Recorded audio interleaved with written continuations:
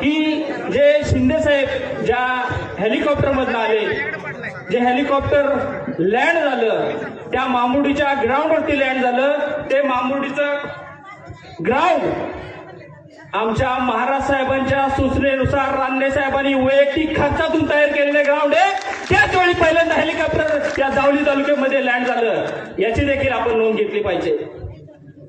नंतर काय तर समाजसेवक, आरोग्यसेवक, जरूर रानडे साहेब आरोग्यसेवक नाहीत का, पण आम्हाला एक सूचना असते, महाराज साहेबांची सूचना असते, रानडे साहेबांची सूचना असते, आपण केलेली मदत आहे ती कधीच जाहीर नाही करायची.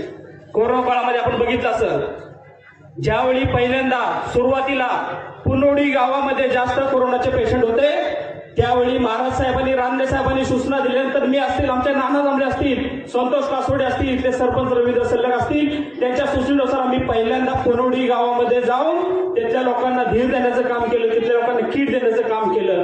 हे आमचे रानडे साहेब आरोग्यसेवक आहेत. ज्यावेळी पेशंटला अँब्युलन्सची अडचण होती त्यावेळी वैयक्तिक खिशातली स्वखर्चाने अँब्युलन्स इथं आणून उभी केली, ते आरोग्यसेवक रानडे साहेब आहेत. ज्यावेळी पेशंटला रेमडेसिवीरची इंजेक्शन मार्केटमध्ये भेटत नव्हती, 10,000 15,000 ब्लॅकने घ्यावी लागत होती, त्यावेळी मोफत रेमडेसिवीरची इंजेक्शन उपलब्ध करून देणारे रानडे साहेब आमचे खरे आरोग्यसेवक आहेत. विकासाबाबत मी बोलणार नाही, महाराज साहेब बोलतील, रानडे साहेब बोलतील. त्यांनी काही यायचं ठेकेदारी काढायची, कॉन्ट्रॅक्टगिरी काढायची. अरे व्यवसाय आहे, ठेकेदारी करतात, ती व्यवसाय करतात. आज इथं बसलेले, समोर बसलेले माझे 25 ते 30 लोक ठेकेदार आहेत, कॉन्ट्रॅक्टर आहेत. महाराज साहेबांनी त्यांना ताकद दिली.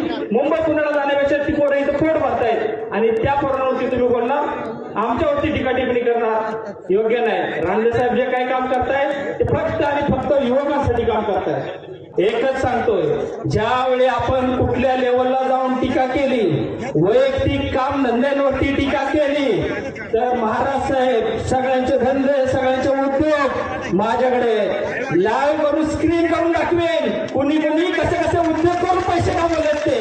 आपल्याला एकच विनंती करतोय, निवडणुकीच्या पद्धतीने द्या, विकासावरती बोला, पण जर वैयक्तिक पातळीवरती जर कोणी टीका केली तर त्याला आम्ही महाराज साहेबांचे, रानडे साहेबांचे हे युवा कार्यकर्ते सोडणार नाही, अशी आपल्याला या ठिकाणी देतो.